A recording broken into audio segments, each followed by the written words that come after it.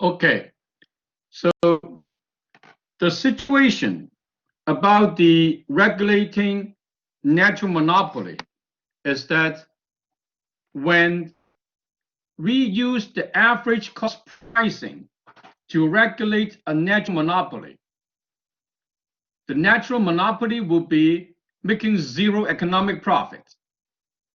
And as a result, the government will receive less tax revenue. And the government must make up for the lost tax revenue elsewhere, like taxing other markets.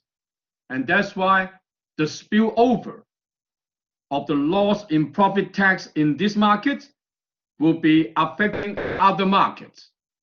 And that's why buyers and sellers in other markets would not like the idea.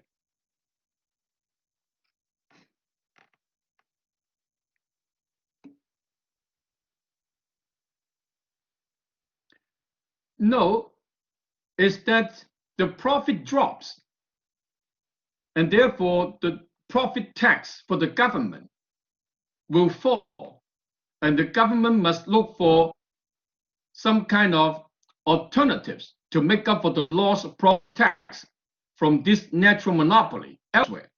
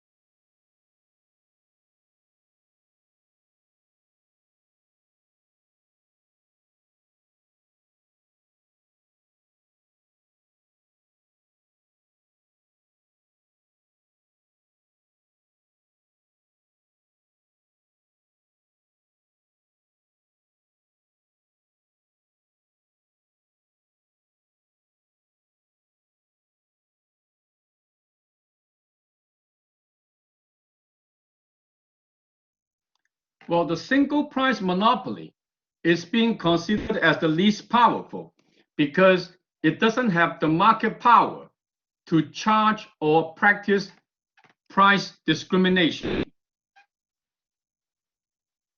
And therefore, the single price monopolist can only charge one price on every unit to every buyer.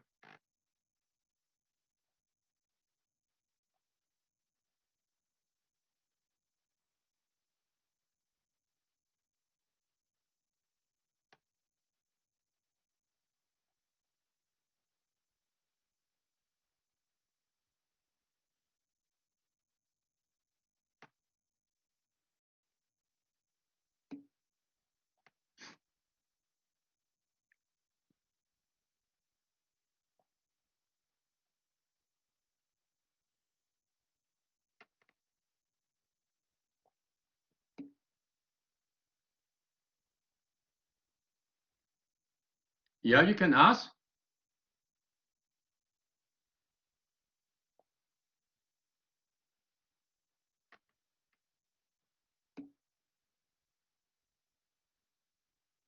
Well, the shutdown price is simply the minimum of the average variable cost.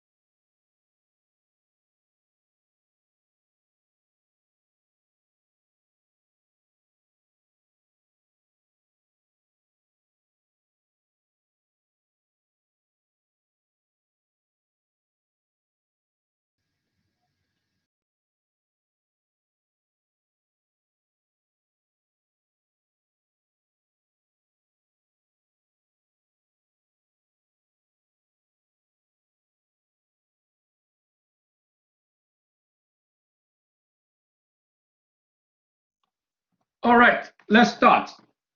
So last week, we talked about the monopolist, and we said that the least powerful monopolist is the one we call single price monopoly.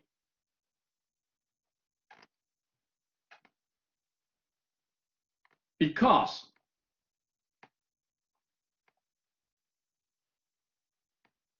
it doesn't have any market power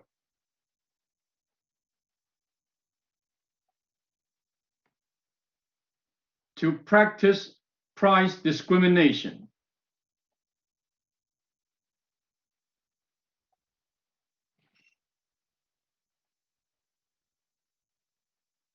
And therefore, it can only sell its product at a single price for every unit to every buyer. And now, the most powerful monopolist is the perfect price discrimination monopoly.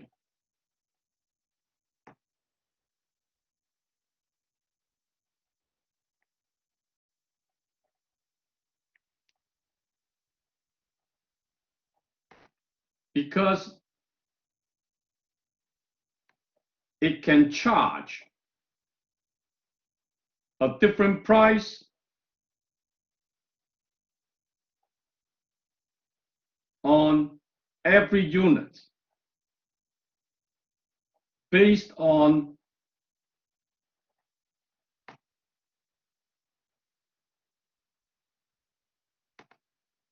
buyers' willingness to pay.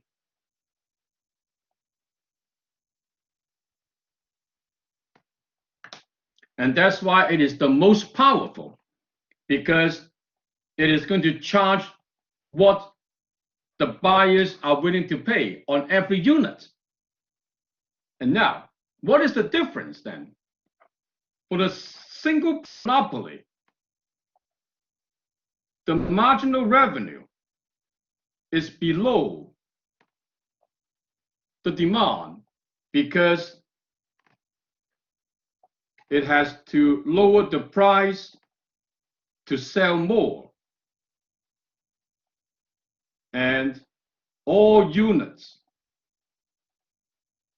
now sold at a lower price. And that's why the marginal revenue is less than the demand, or below the demand curve.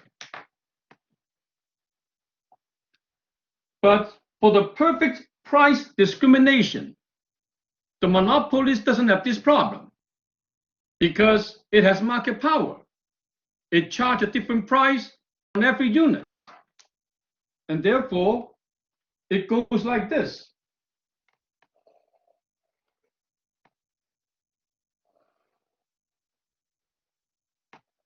The first unit, it will charge a price equals to the willingness to pay of the first unit. And then the second unit, it will charge a price equals to what the buyers will be willing to pay for the second unit. And one reason why this monopolist can charge a different price, because it can block resale. That is, selling the first unit to the first buyer. The first buyer cannot sell his unit to anyone. It can block resale. And therefore, the monopolist can sell the second unit at a lower price to the second buyer, not to worry about the second buyer will turn around and sell the second unit back to the first buyer. So this is the market power blocking resale, so that it can charge the willingness to pay. In other words, the demand curve becomes the marginal revenue curve, because every unit now being sold at a different price. So if that is the case, then imagine if we have a marginal cost, then this will be the marginal revenue equal to marginal cost. And this price discriminating monopoly will be producing this quantity.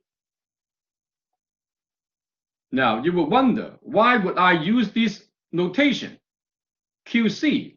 Because this is exactly the perfect competitive market quantity. If you remember, of competitive firms give us the supply curve.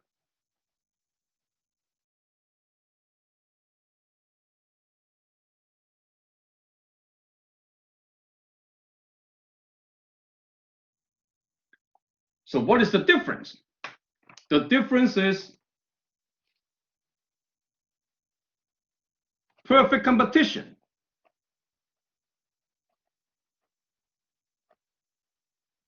Selling this quantity at the competitive price, which is here, for every unit. Now, under perfect price discrimination,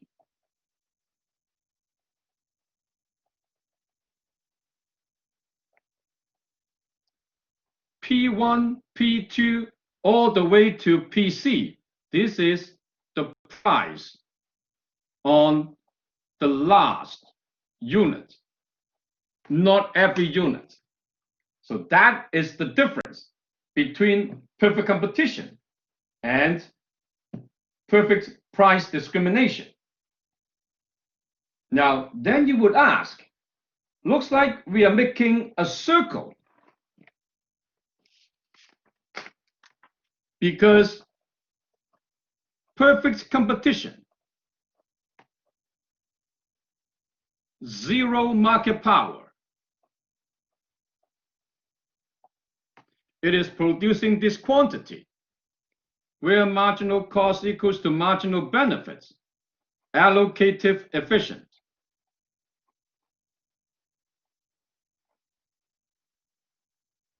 That way lost equal to zero. And when we move from perfect competition to single price monopoly,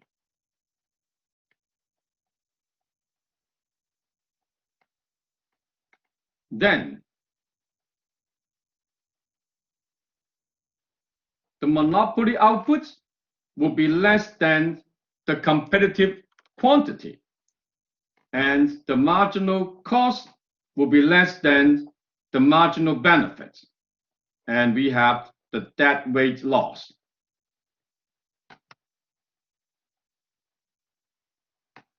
And now, the perfect price discrimination.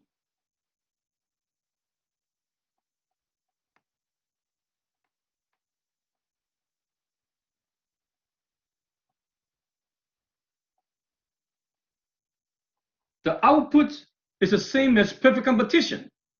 In other words, now we have marginal cost equals to marginal benefits, and the dead weight loss is zero. It is allocative efficient.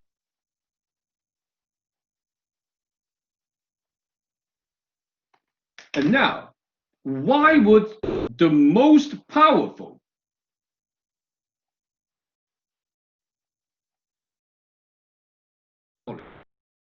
would behave exactly like the firms with zero market power, offering the same quantity to the market? So what is the catch in here?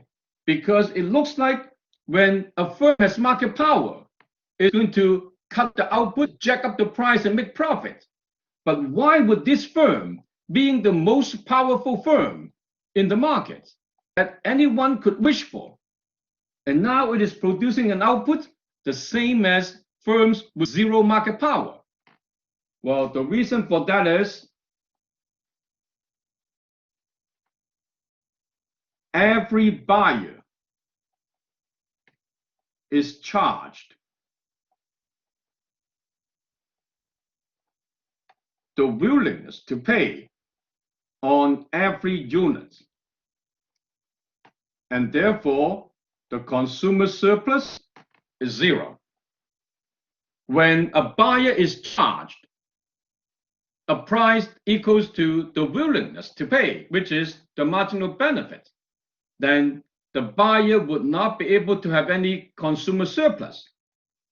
And now we understand, because as long as the price is greater than the marginal cost, the perfect price discriminating monopolist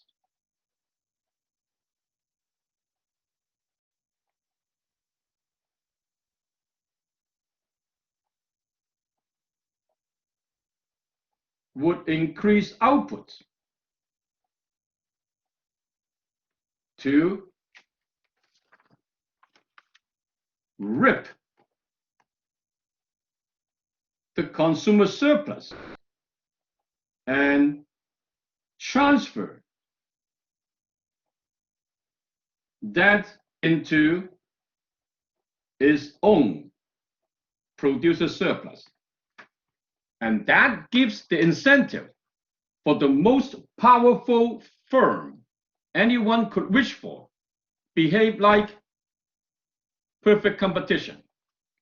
Now, this brings us back to the good old controversy, that is, efficiency and action. They never get along.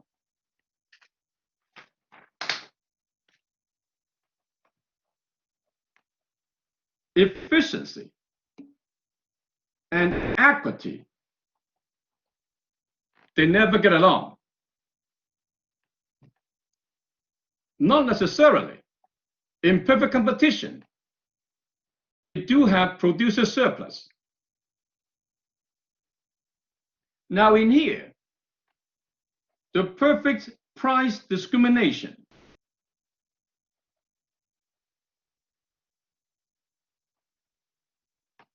is allocative efficient.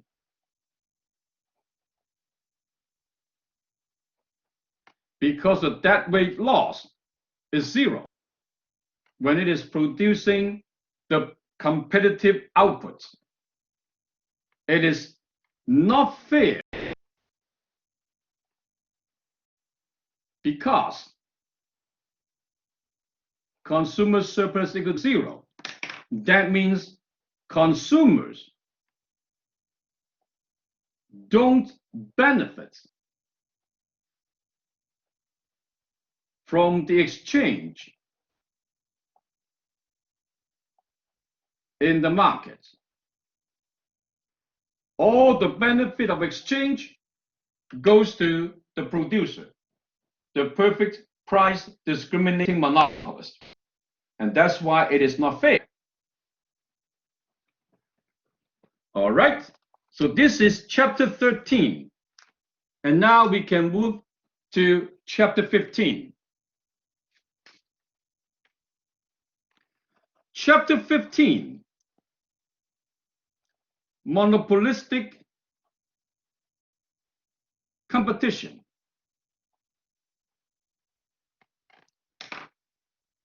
Now, this term itself is problematic because if this is monopoly, then no competition. If this is heavy competition, then not a monopoly.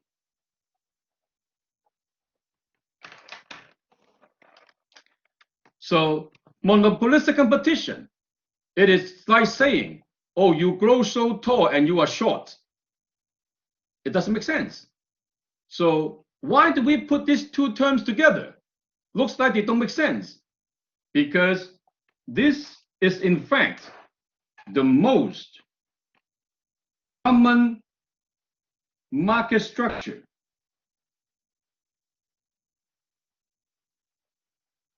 in reality that most firms operate in.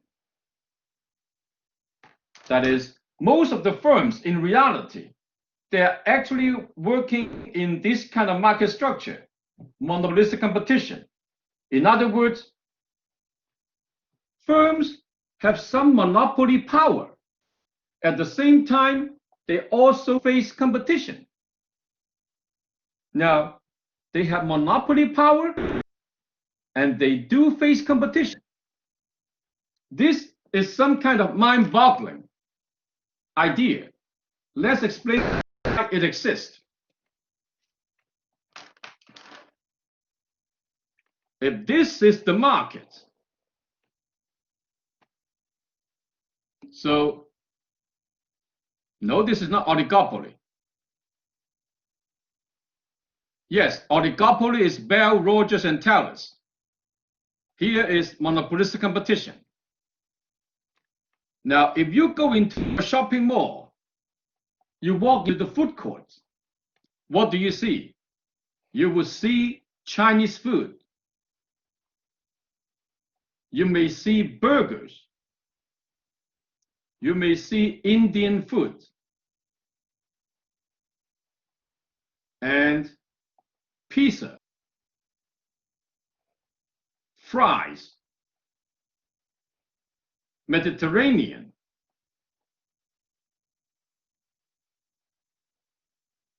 and other types of foods, Japanese, Thai. So in a food court, you get 10, 20 stores in there selling food. And those who want Chinese food, this Chinese food fast food outlet would have monopoly power over those who decide to have Chinese food. But at the same time, it is also competing with all other fast food outlets in the food court for people who haven't quite decided yet. So in other words, a monopolistic competitive firm has market power or monopoly power within its own market niche, like the Chinese food in the food court. So within this little market niche, this firm is a monopoly because it is the only firm selling Chinese food in the food court. And yet, it faces competition from other differentiated products like the Japanese food, pizza, fries, Indian food, Mediterranean food. So all other fast food in the food court, they represent differentiated products. Not totally different, but slightly different from this one. So yes, they are not perfect substitutes, but they are still substitutes to a certain extent. And now, differentiated goods. Product differentiation.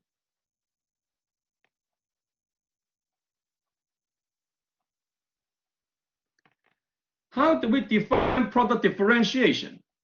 One way to differentiate product is simply by location, what we call spatial differentiation.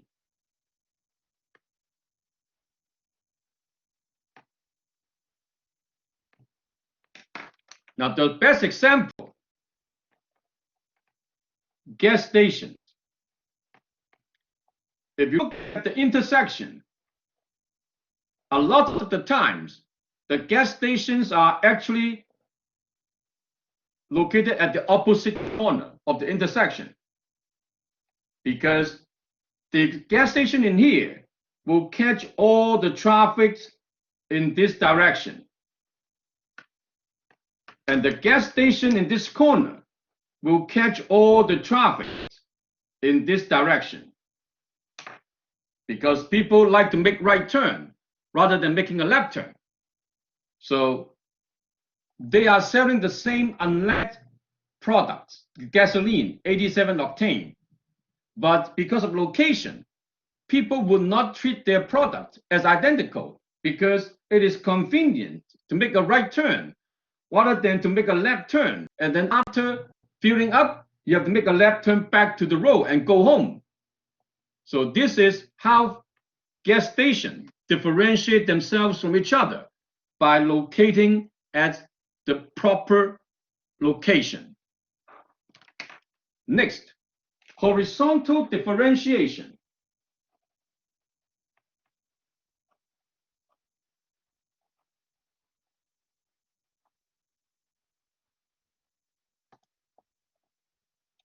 Same quality,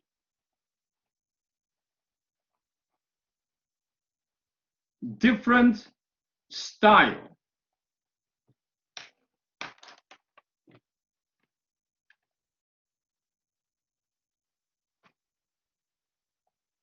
So what are we talking about here?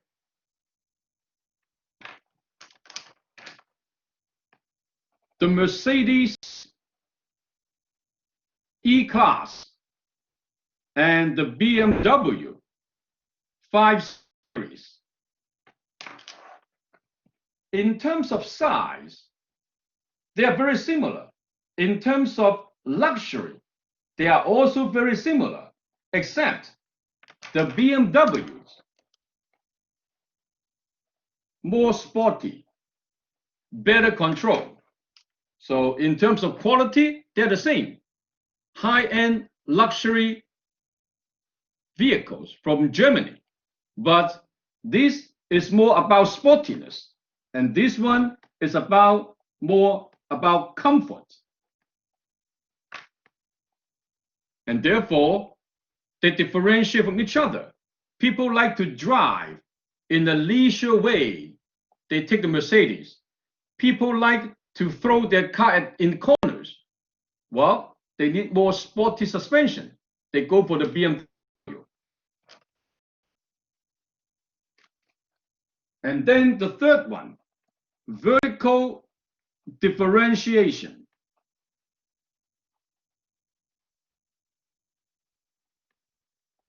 That is simply different qualities.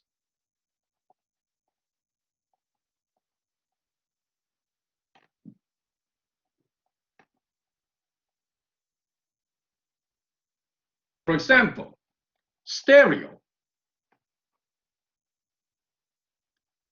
Sony, they have some sound system, but when you compare the sound system from Sony to B&O, it's a different quality.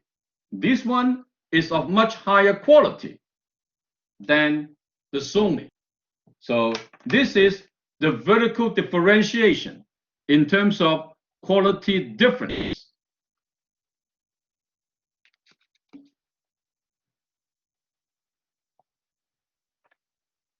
Yeah, stereo.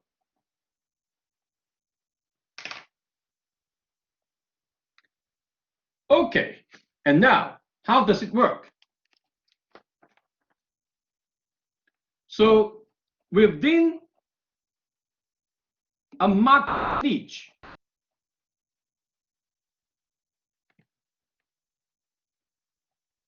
this firm is a monopoly. So everything is just like the monopoly. The demand. Now, notice I'm using the lower case again because this is within a market niche. This is the firm's demand, even though it is a monopoly. But this is just one niche in the market, not the entire market. And the marginal revenue with the marginal cost. Market niche is like one little piece in the market.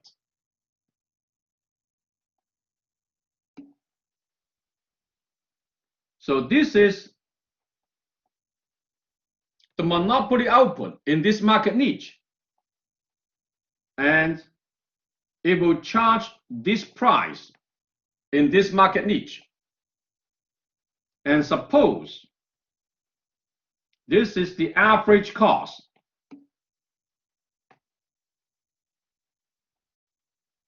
Yeah.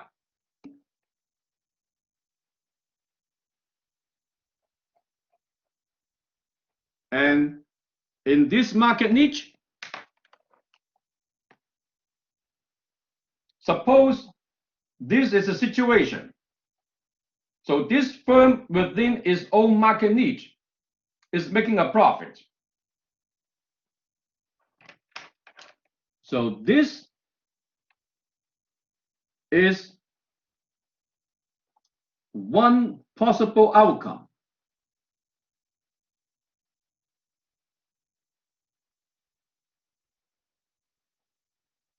In the short run, that is, the profit is positive. Typical monopoly outcome.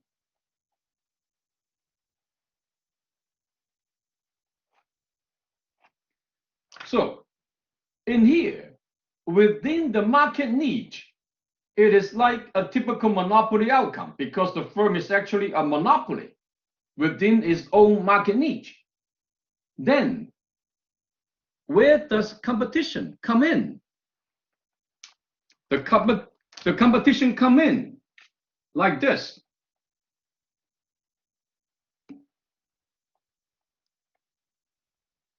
Not from other market niches, actually. When it is making a profit, it attracts new firms entering these markets, just like perfect competition.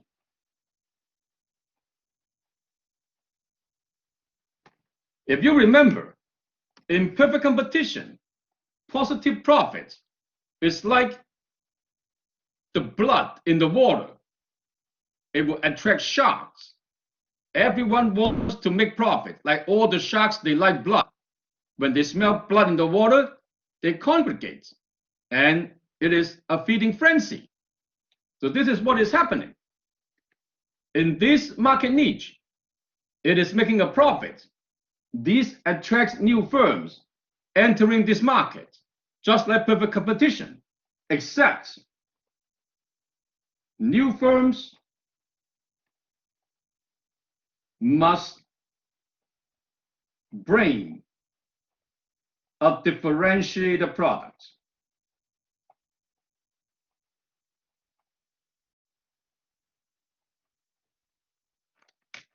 That means in this market, they don't sell identical product. They will sell differentiated product. So if this is the Chinese food, it's making profit. So it's going to attract someone, not exactly selling the Chinese food and not exactly selling other types. It may be a fusion. So, for example, it may be mixing noodles with sashimi, the Chinese way, or sashimi and fries and like something mixed together, the fusion food. So this will attract new firms bringing in differentiated products. And now, the new differentiated products may fit the taste of some customers better than their existing firms.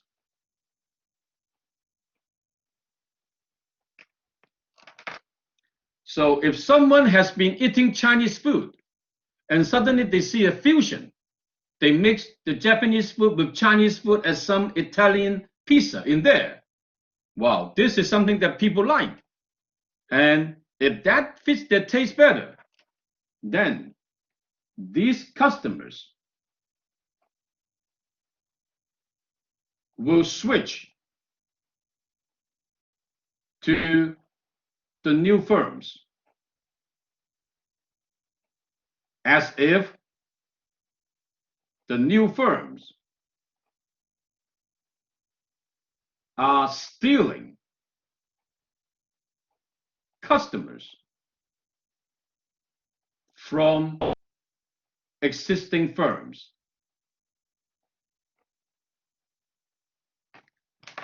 Now, don't forget, in here, they do not compete with price. They compete with differentiated products. If you can offer something that can fit the taste of some customers better, these customers, they will switch over to your product, as if the new firms are stealing customers from existing firms. And therefore, there will be fewer customers with existing firms. As a result, when some of the customers are switching from existing firms to new firms, exactly, with fewer customers, the demand curve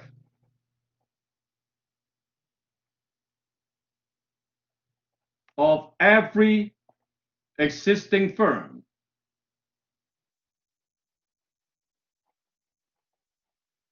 shifts left.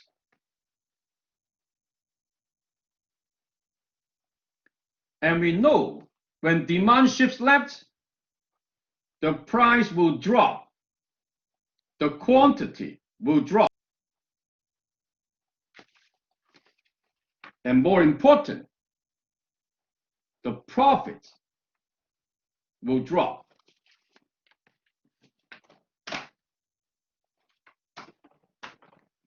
Until the profit is driven down to zero. And that is a competitive long-run equilibrium characteristic. So that's why this market structure is a mixture of monopoly and competition, because within the market niche, it is a monopoly, but it is still facing competition from other market niches. And this competition in the long run will drive the profits down to zero, so that there will be no incentive for any new firms to come in, and then the market will settle. And now, if we go back to the graph,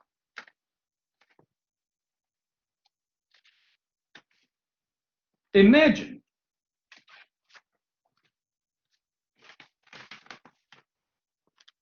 the demand shifts to the left, like this. The marginal revenue will also shift to the left.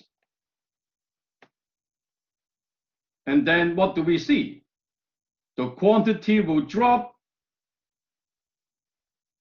the price will drop, and the profit will also be smaller. This is exactly what we were talking about.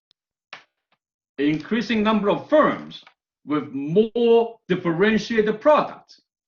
Everyone's market niche will be shrinking. The demand shifts to the left. And this will keep on going until everyone makes zero profit only. And this is what it looks like in the long run equilibrium.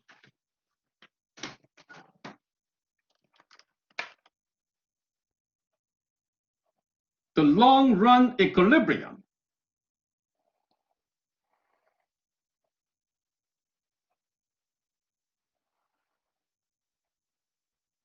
the demand and the marginal revenue. And here we have the marginal cost. This is the long run equilibrium output, and this is the long run equilibrium price. And it will shift all the way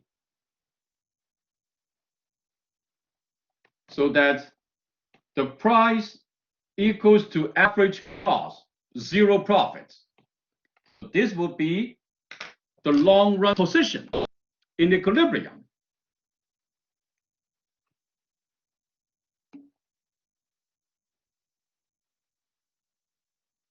Well, this is in the market niche, not the entire market, just the demand within the market niche that belongs to this firm in the market niche that is a monopoly. And now, let's assess whether this is efficient. First,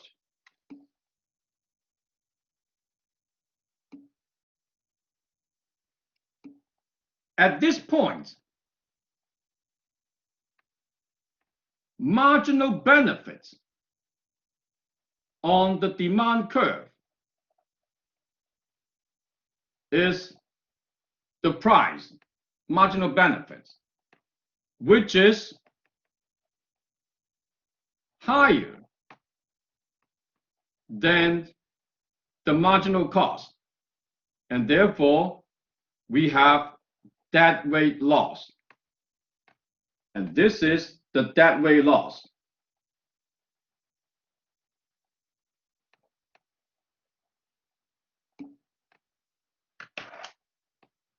It is tangent.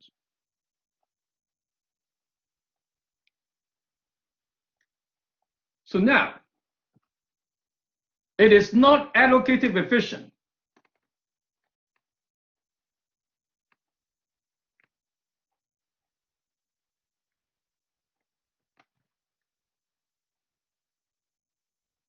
What about productive efficiency? Well, if we look at the minimum average cost, if the firm is producing this quantity, like perfect competition, this is productive efficient. But now, what do we see is the firm picks the factory size, but it is not utilizing this factory size to reach the minimum cost per unit. And this represents the excess capacity.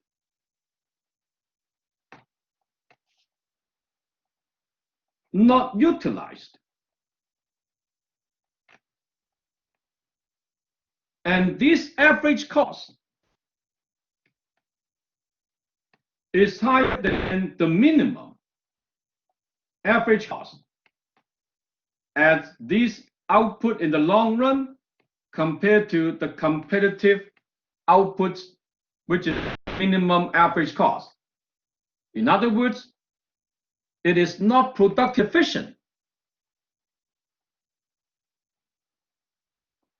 So it is not productive efficient because it is not produced at the minimum cost per unit in the long run. And now, what do we see in this industry? Monopolistic competition.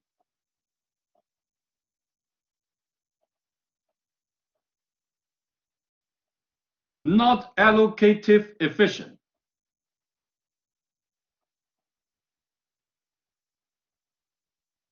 Not productive efficient. And yet, this is the most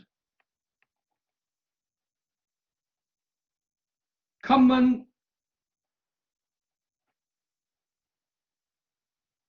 market structure in reality.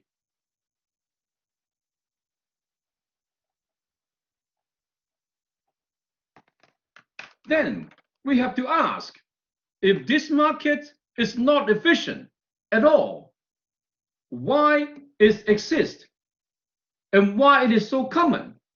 Are we people stupid to let this kind of market structure to give us inefficient outcome? Well, it turns out it's no. Actually, the benefits of this market structure cannot be measured.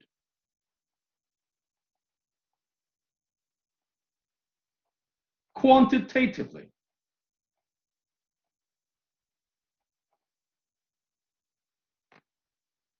Now, allocative efficiency, maximize total surplus, is a quantitative measure. Productive efficiency, at the minimum average cost, it is also a quantitative measure. So in other words, we are using the wrong measure to look at whether this market will give us any benefits. The benefit of this market is not measured by these quantitative measures of efficiency. In other words, the benefits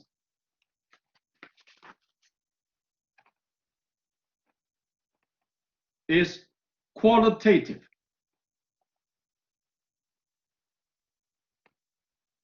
To our society. Why? Remember, the first major reason we have this market is about differentiated products.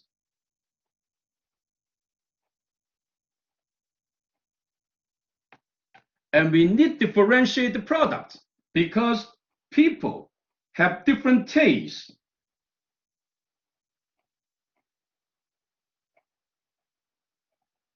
And that's why we need differentiated products to satisfy people with different tastes.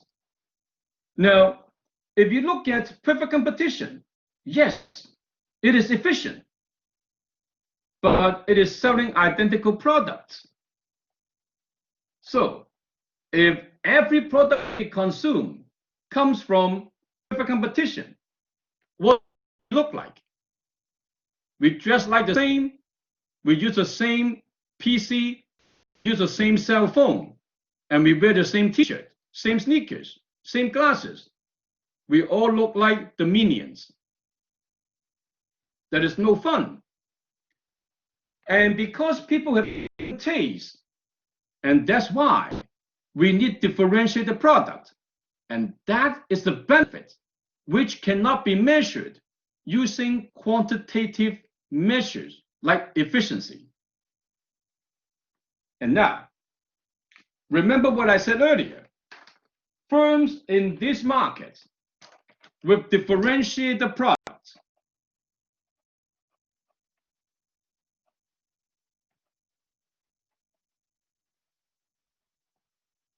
firms don't compete with price, which is like when you go to a farmer's market, two farmers side by side, one selling oranges, the other one selling apples. Why would they want to lower their price? You cannot compare oranges to apples. People like oranges, they would buy oranges. People like apples, they would buy apples. Lowering the price of oranges would not be stealing any customers from those who want to buy apples. And therefore, firms would differentiate the products. They don't compete with price. And how do they compete? Non-price competition.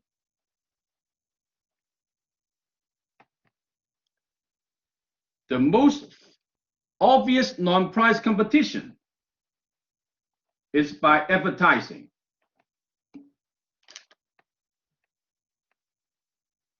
Oh, they don't engage in price war because these products are not strictly comparable. They're differentiated products.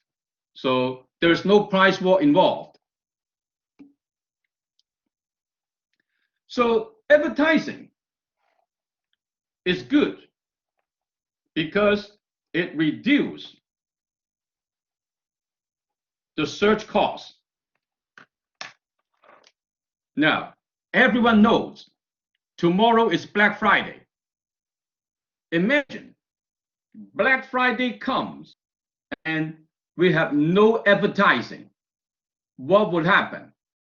If you want to buy a new electronic device, a gadget, and we don't have any advertising, then you would have to go around to Best Buy, to other stores to check out the price.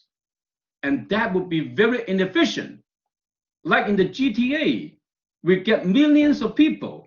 If everyone would have to drive around across town to check the prices, there will be tremendous traffic and will be congestion everywhere, not to mention fighting in the parking lots. But with advertising, we will be able to tell millions of customers, like on TV, in 30 seconds, what the product is and where you can get it and what price. And that would significantly cut down the search cost. And that would also help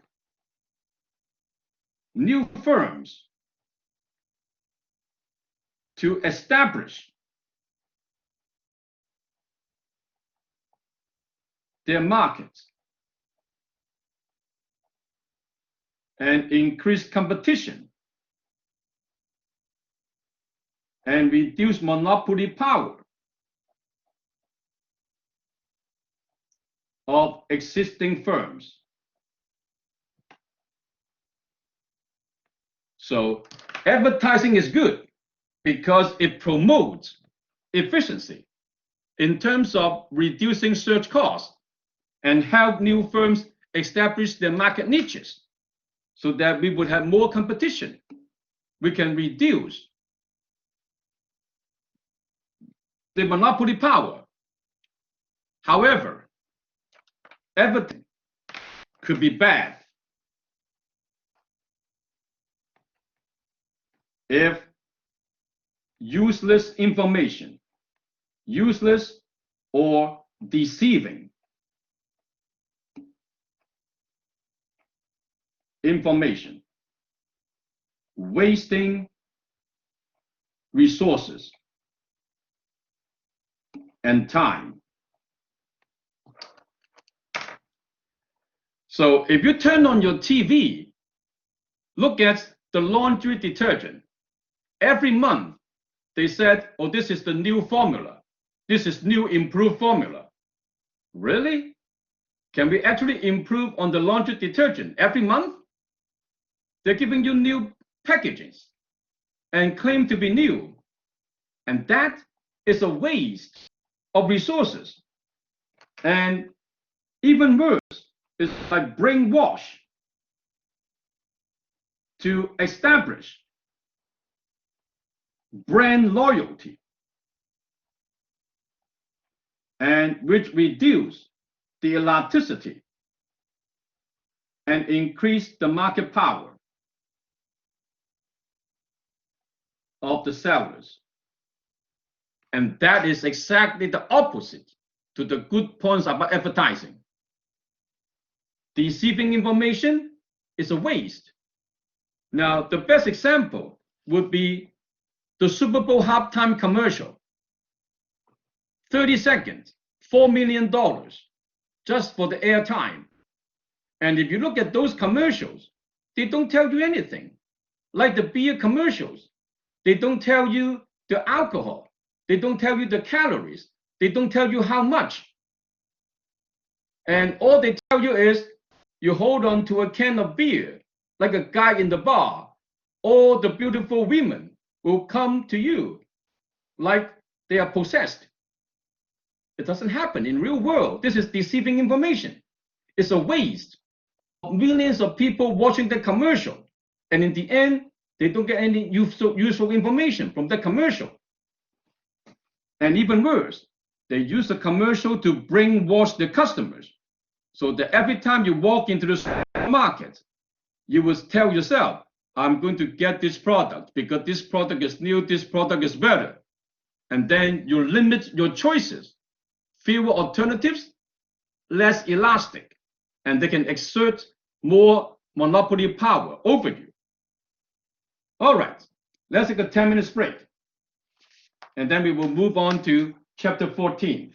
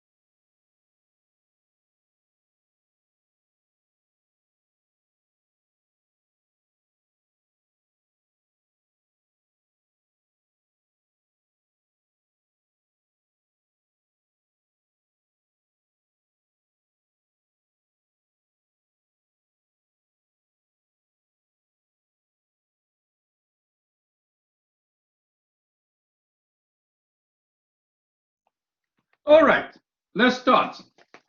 So now we're going to cover the last market structure, which is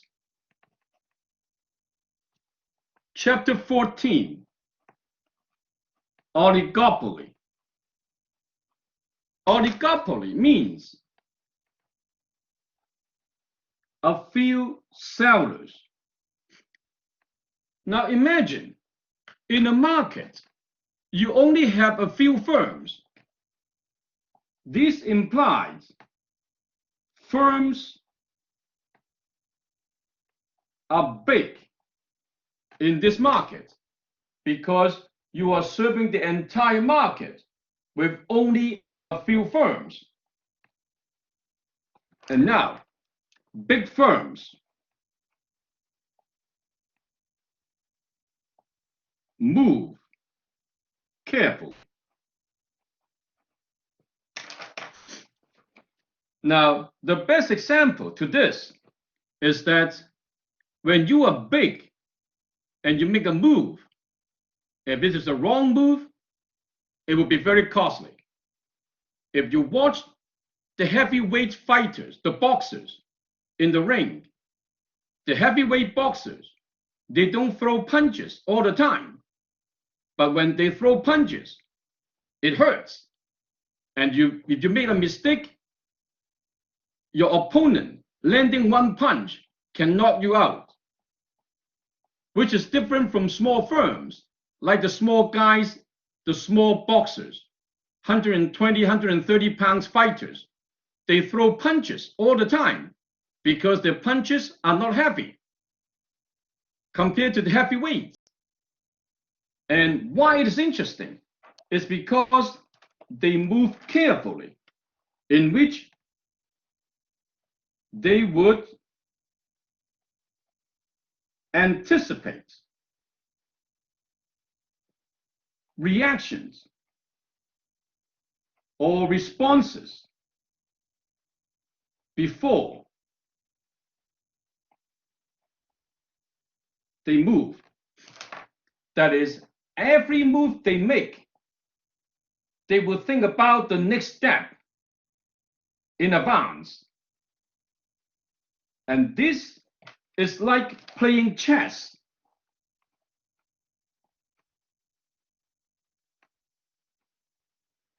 When you play chess, the world champions, they have 6, 7 moves in their brain before they make one move. That is, when they make one move, they already anticipate the next 6 or 7 moves from their opponents. Well, this is exactly why we use the game theory to analyze firms' behavior in this market, because firm behavior is actually mutually interdependent.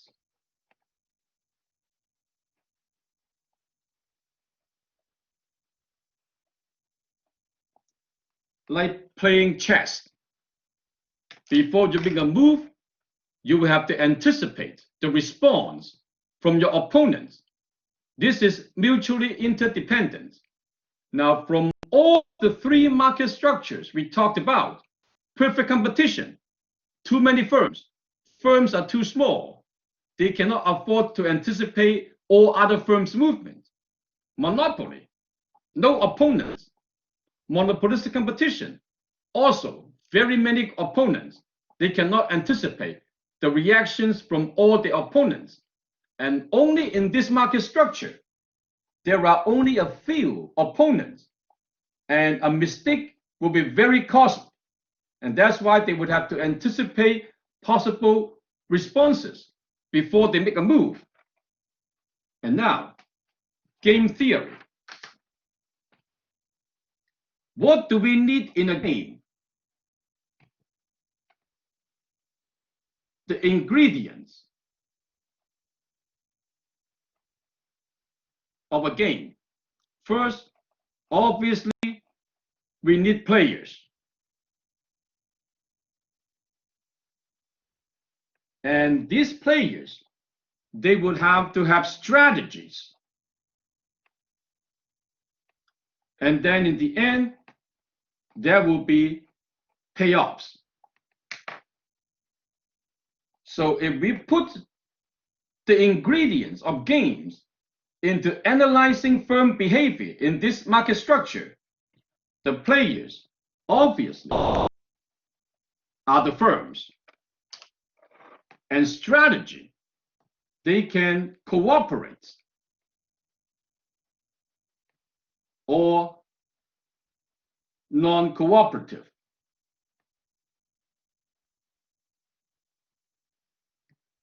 That means they can work together or they compete and try each other.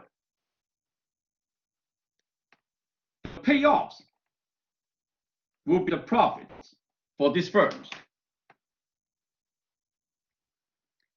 And now we have all the ingredients of a game. Let's apply this to this scenario. Let's look at an example. Suppose the market demand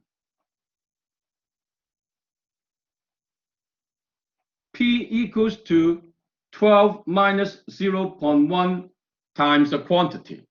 And this is the market demand curve. And we have two identical firms.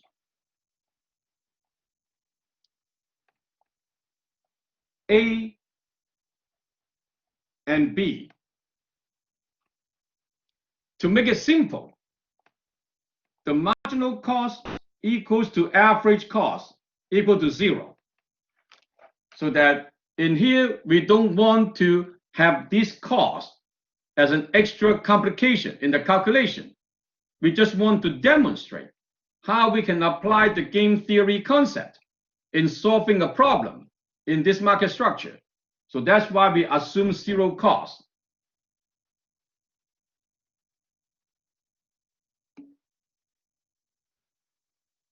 Yes, the firms are identical. They're selling the same products, same cost, but they are two different firms. And now, case number 1. These firms cooperate and form a cartel, behave like a monopoly.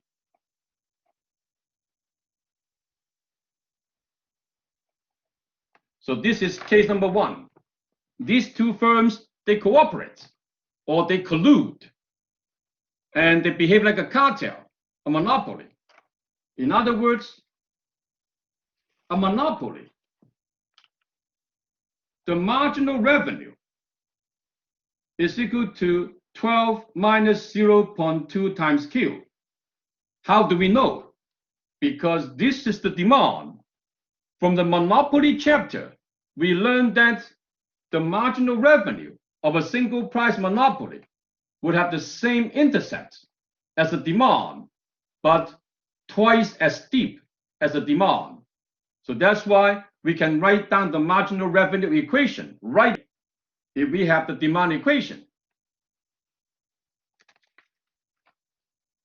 And now, to maximize the monopoly profit, the marginal revenue equals to marginal cost with the monopoly output. Therefore, 12 minus 0.2 times the monopoly output equals to marginal revenue, equals to marginal cost, which is 0. And therefore, the monopoly output will be 60.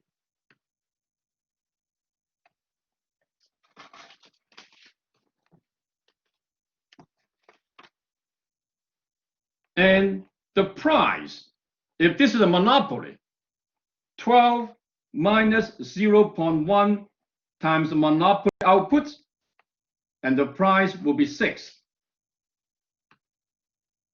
And the monopoly profits, price minus average cost times the quantity, which is 6 minus 0 times 60. That is 360. So that will be the monopoly profits. And now, this cartel has two identical members. So this cartel has two identical members. Monopoly price, PM. With this monopoly output, this will be the price the monopoly charges.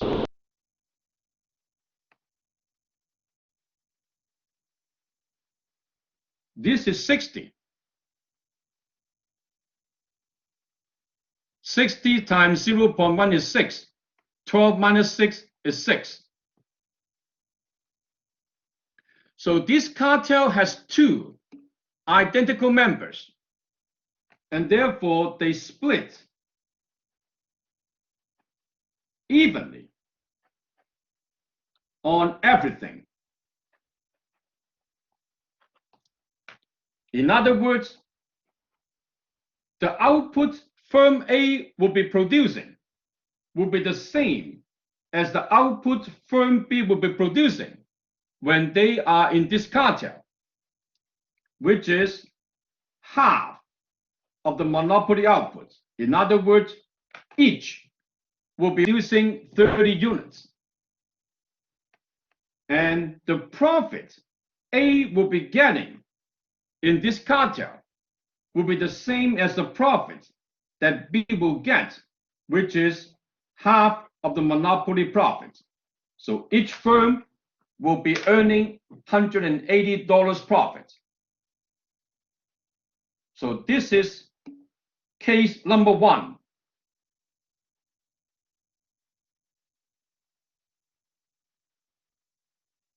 Well, the amount produced is exactly equal to the amount demand because it is coming from the demand curve, not dividing the exponent. This is about firm A and firm B. This is the monopoly case.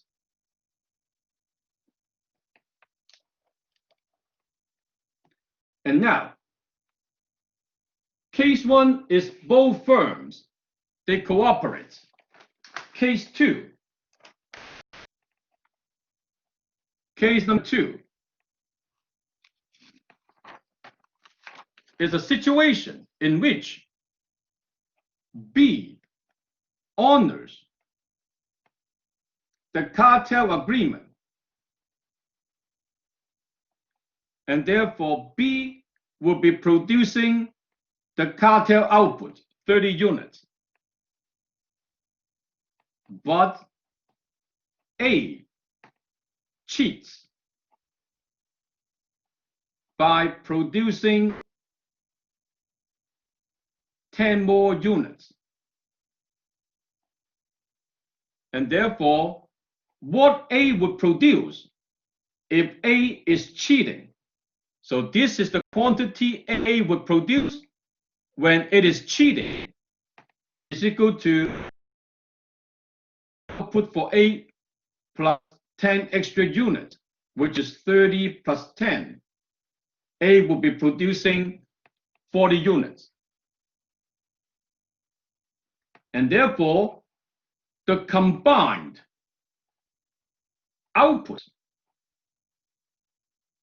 in case number 2 is what A would produce when it cheats plus what B would produce when B is not cheating. That is 40 plus 30. So in case 2, the output will be 70 units.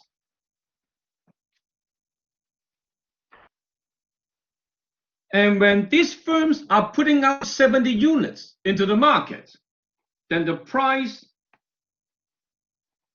to clear the market is now 5. because the more you want to sell in the market, the lower the price would have to drop in order to induce the customers, the consumers, to buy more. Because of 10 extra units, the price is now,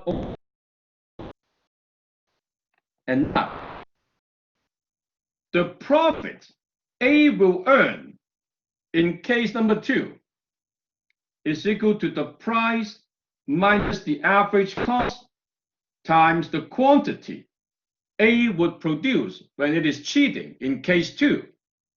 So that is 5 minus 0 times 40. So that is 200. And the profit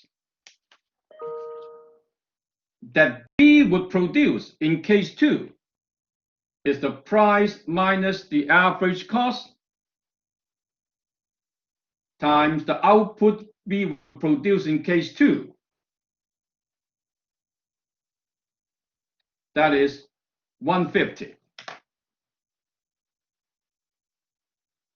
So this is case number 2.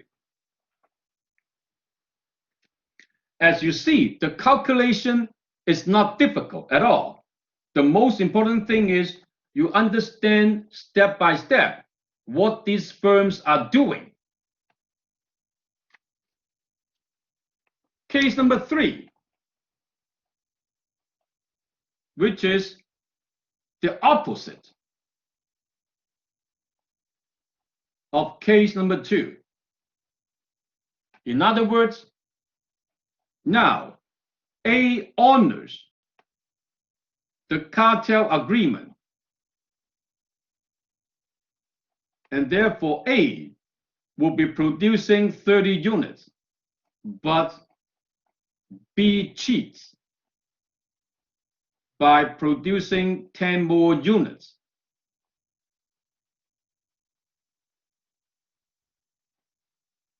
And therefore, the quantity that B would produce when B is cheating is equal to the cartel output plus 10 extra units. So now B will be producing 40 units and A will be producing 30 units, which is complete opposite of case number 2. And therefore, the output in case number 3 is the sum of what these two firms produce, which is 70, the same as the output in case number 2.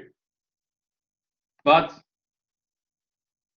this time around, B cheats and A doesn't, opposite to case number 2.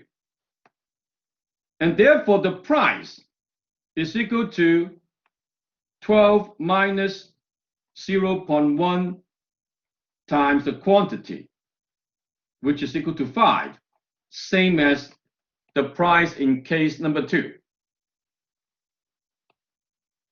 Now, obviously, the profit for firm A in case number 3 is equal to the price minus the average cost times the quantity A would produce, which is 150, which is the same as what B would make in case number 2. Because B in case number 2, B doesn't cheat. And this is what B made. By the same token, what B will make in case number 3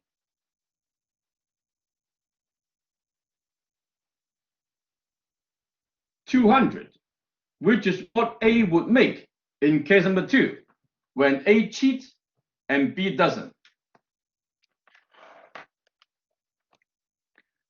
So now we have case number 3. Last case, case number 4.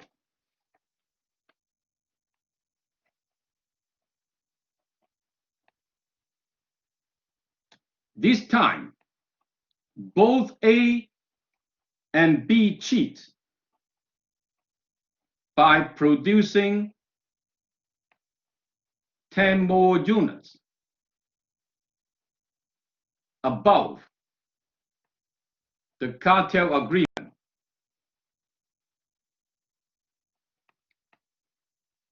And therefore, A will be cheating, producing 40 units, same as B will be cheating, producing 40 units as well.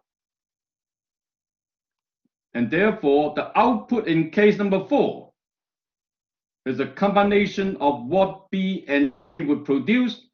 Now we have 80 units because both A and B each is now producing 10 more units above the cartel agreement, 30. And that's why now we have 80 units outputs. And the price, 12 minus 0.1 times the quantity, and the price now drops to 4. The profits for A in case number 4, price minus average cost times the quantity A would produce, which is 4 minus 0 times 40, 160. And since both A and B are identical, and now they are producing the same quantity, and therefore this is also the profit for B in case number 4. And now we have figured out all 4 possible cases. Now, in order to determine the equilibrium, we need to put all these results in a table. Suppose this is firm A.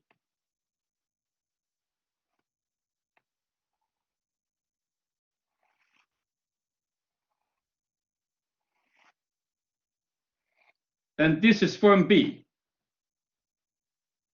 So what do we have? The first layer of this table tells us the players. And then in here, the cartel outputs or cheating. The cartel outputs or cheating. So the second layer tells us the strategies of these 2 players. That is, firm A and firm B, they can choose to honor the cartel agreement, or they can choose to cheat on the cartel agreement. Now, the ingredients of a game: players, strategies. Last, what is in this table is just the payoffs. So in here, yes, you're correct. This is case number 1, when both of them are honoring the cartel agreement. And the profits for firm A is 180. The profits for firm B also 180. And the price is 6, and the output in the market is 60. That is case number 1. This is case number 2, when firm B honors the cartel agreement, but firm A is cheating. And in this case, the profit for firm A in case 2, 200. The profit for firm B in case 2, 150. And the price is equal to 5. In case 2, the output is 70. And now, down here, we just saw for the quantity of this in case 1, several pages back. It's not given. We solved that. Case number 3.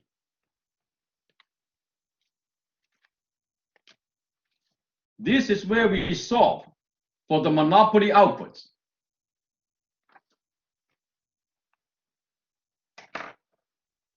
case number 3, which is the opposite of case number 2. The profit A will make in case number 3 is 150. The profit of B in case number 3 is 200. The price is 5. The quantity is 70.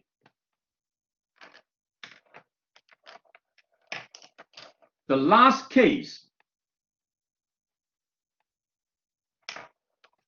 both of them are now cheating. And the profit for firm A is 160, same as the profit for firm B in case number 4, also 160. The price is 4. The quantity is 80. And this is what we call the payoff matrix, because within this matrix, it is all about the payoffs, the profits for firm A and firm B. And now, would there be an equilibrium? Because we have 4 possible outcomes. So which outcome would be an equilibrium? And actually, do we have an equilibrium? Number 1 looks like it, but let's see how we can approach to analyze this payoff matrix. So, from A's perspective,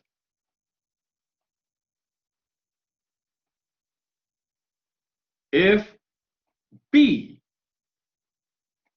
is going to have the cartel outputs, A's response can be the cartel or cheat. And if B is cheating, A can respond with the cartel output, or A can respond with cheating and the payoffs.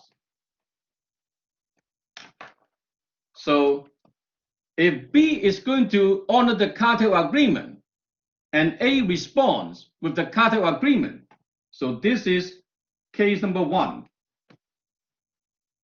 And in case number 1, the profit that A will make is 180.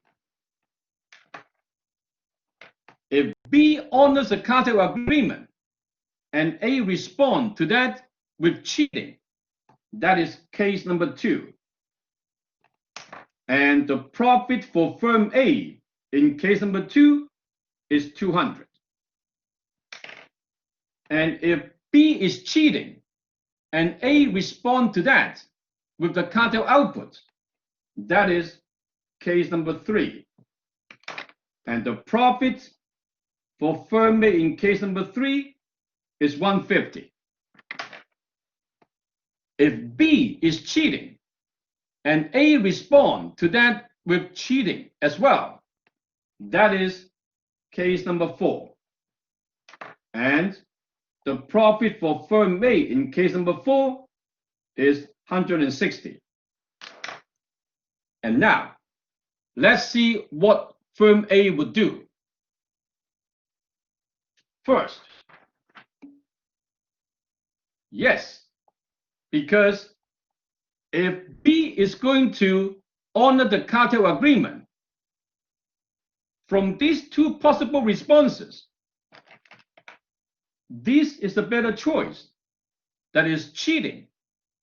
A will get more profits. And if B is going to cheat, then the better response will be cheating. And now we figure out what A would do. In this example, what we can see is that regardless whether B choosing cartel or cheat, A always cheat.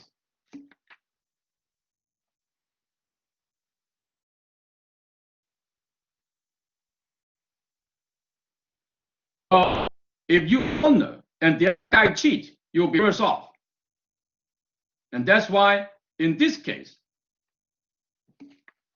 here,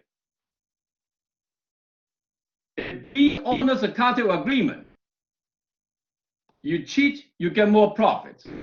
If B is cheating, you honor the cartel agreement, you will not be doing as well as cheating, like B. So now, in this example, A always cheats. And if A is always choosing this strategy, this becomes what we call a dominant strategy. That is, it doesn't matter what happens, A will always cheat. So that will become the dominant strategy for A. And A and B are identical.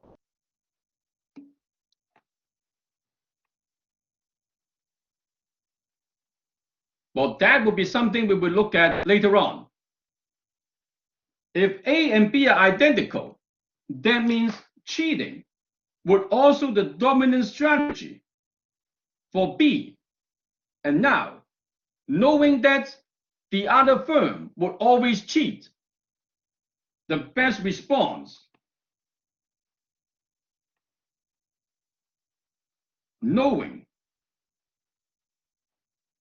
the other firm always cheats,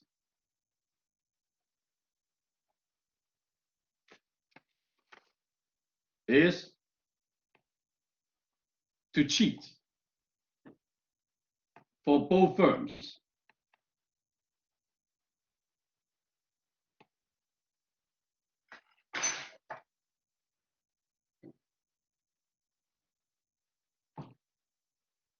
And therefore, this is an equilibrium.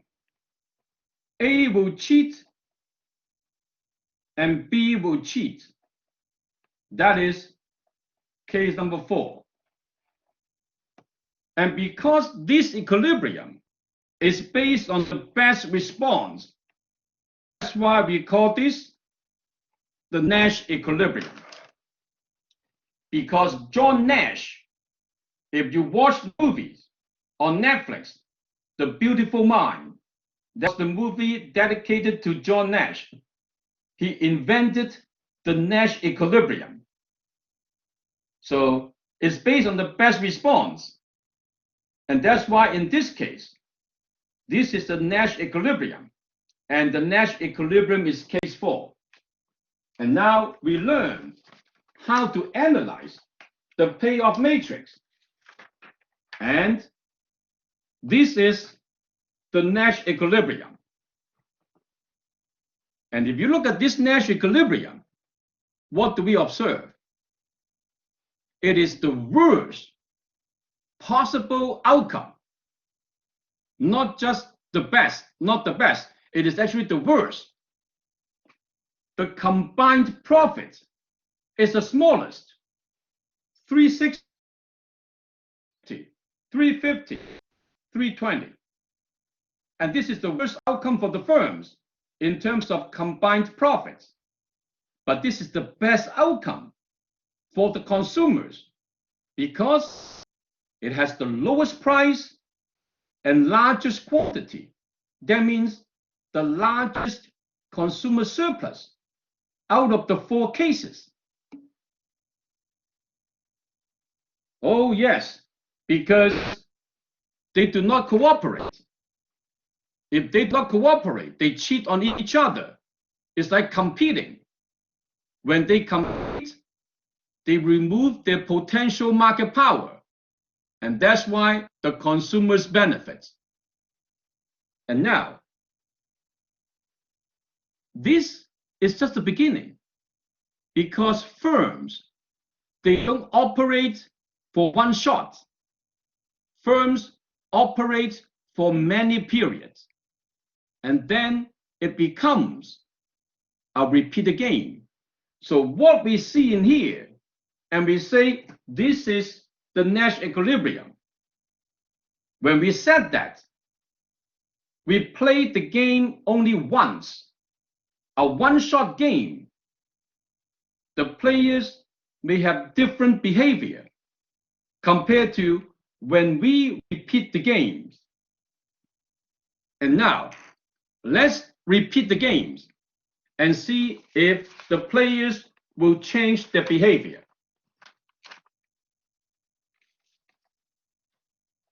So, the period 1, 2, and 3. So let's say A starts with cheating.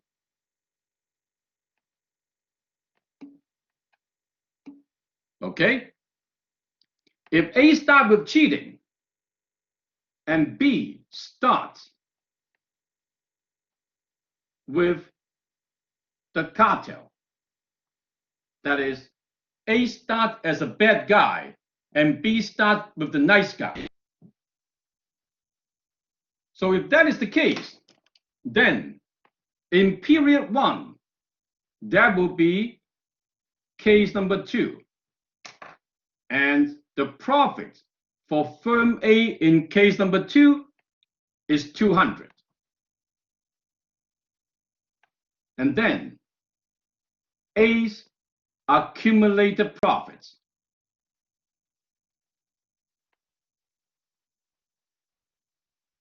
So after one period, A will be getting 200. And B, the profit for B in case 2, 150. And now, imagine if you were B, you start off as a nice guy, and the other guy cheats on you. What would you feel? Very, very angry. And now, in the repeated game, we have one more rule, that is non-forgiving. An eye for an eye. In other words, if I treat you nicely and you treat me nicely, I will continue to treat you nicely next time.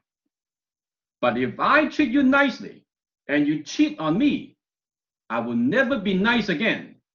So this is what we mean by non-forgiving, an eye for an eye. And now, after the first period, yes, this is the tit for tat strategy. So after the first period, B will be extremely upset because B knows A cheated on it. And B will never cooperate again. In other words, starting in period 2, starting here, B always cheat because B will never forgive A for cheating in period 1.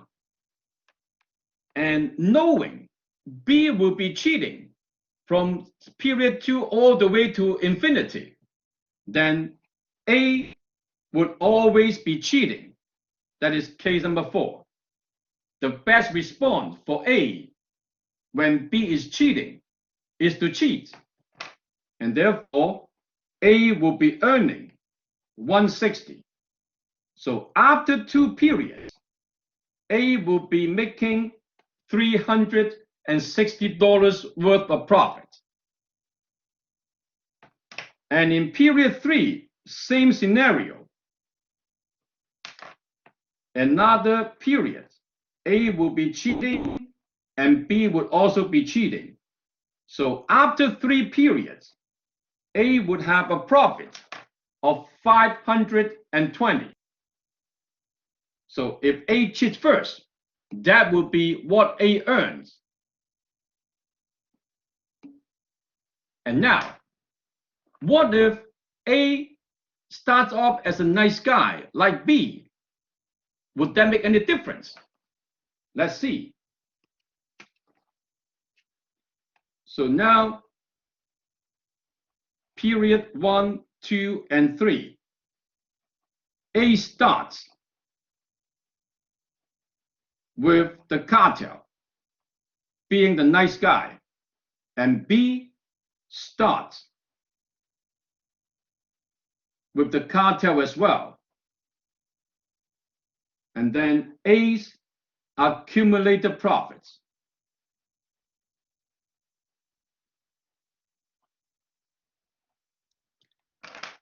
So in period 1, A's honor the cartel agreement.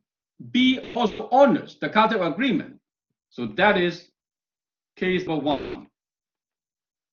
And then the profits for A in case number 1, 180. So after 1 period, A will be making 180. And in case 1, the profits for B is also 180. And B will be happy because B knows A did not cheat, same as A. And remember, an eye for an eye.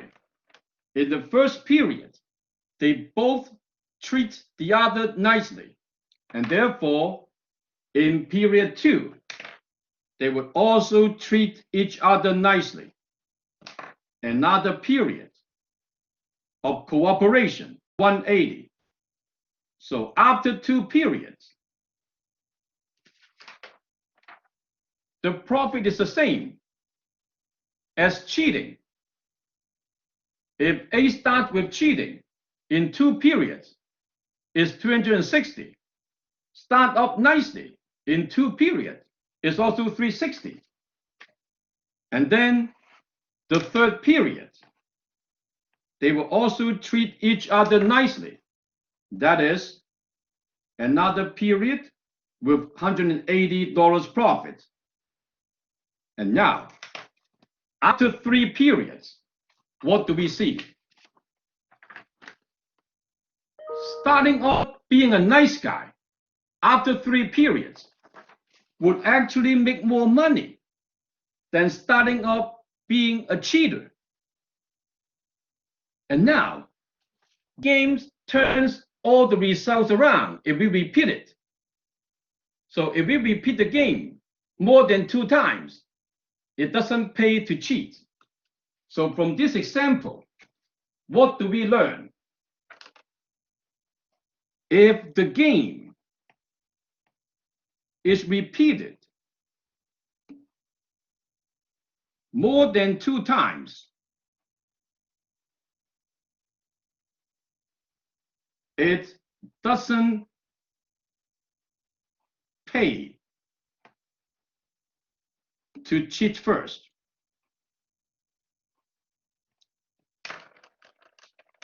And now, is that the answer?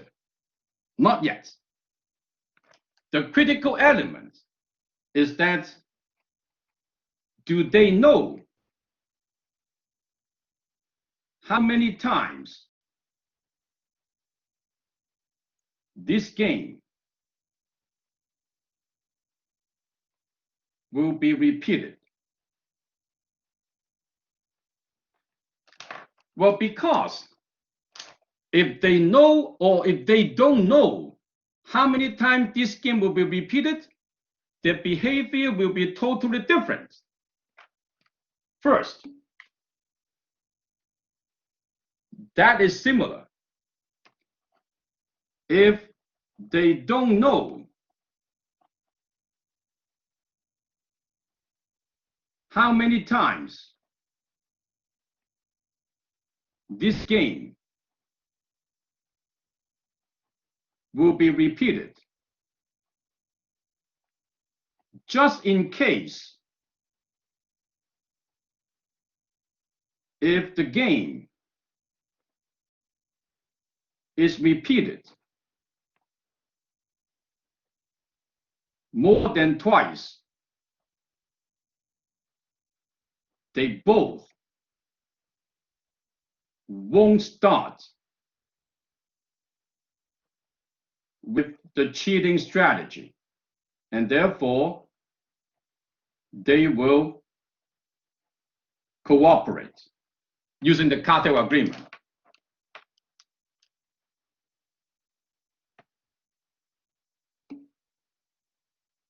Yes, in general, and I will explain that and how that is applicable in real life. On the other hand, if they know how many times, let's say capital T is a number, game will be repeated. Yeah, collusion is illegal. So is the gas stations. Why do they all raise the price together? Why they all cut the price together? Is that collusion? Can anyone nail them? Okay, so if they know how many times this game will be repeated, like T, then the backward induction method tells us the last period, they know it is a one-shot game. And therefore, they cheat. Because when they come to the last period, they know this is the last time they play the game. And it doesn't pay to be nice guy anymore, because there is no time for the other party, the other player to revenge, to retaliate, and they will not cooperate. Same as the second last period. If you know the next period, the other firm will cheat, the best defense is offense. That is, you want to cheat first. And therefore, the second last period, they would also want to cheat. And all the way to the first period, knowing all the periods later on, the other firm will cheat, and therefore, you want to cheat first. And now, yes, if they know when the game will end, they will never cooperate. And now, how is that applicable in real life? So, I always use this example. If you fail the course and you really want to jump on me and punch me, why wouldn't all the students would not do that? Well, because they don't know, would there be a tomorrow? If they jump on me and beat me, and tomorrow comes, the cops will be knocking on their doors. But if there's an asteroid going to hit the world and the civilization will be destroyed, everyone will die in 30 minutes, and you just found out you failed the course and you saw me on the street, what would you do? You would beat the hell out of me, because with only 30 minutes left, no one would be putting you to face justice. And if you watch the movie 2012, what do you learn? In that movie, everyone, the world leaders, everyone knew the world will come to an end. Did they tell anyone? No. Because if they told anyone, then everyone would know the capital T. Then none of them in the world will follow the laws and orders. And then it will be instant chaos. And that's why they didn't tell anyone. Because once you know when you will die, you will not be afraid of the laws and orders anymore.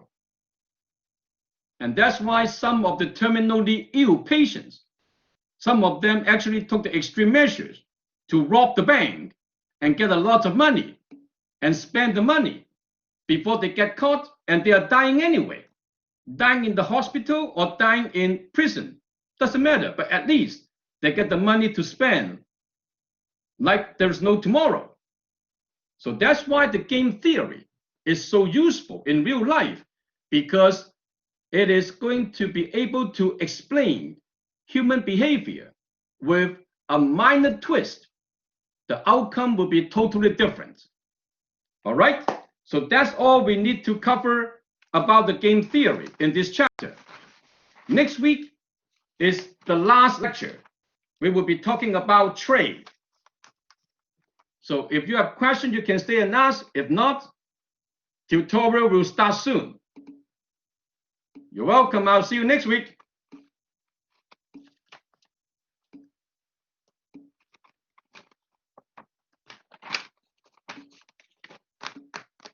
All right. Take a break and then go to the tutorial. See ya.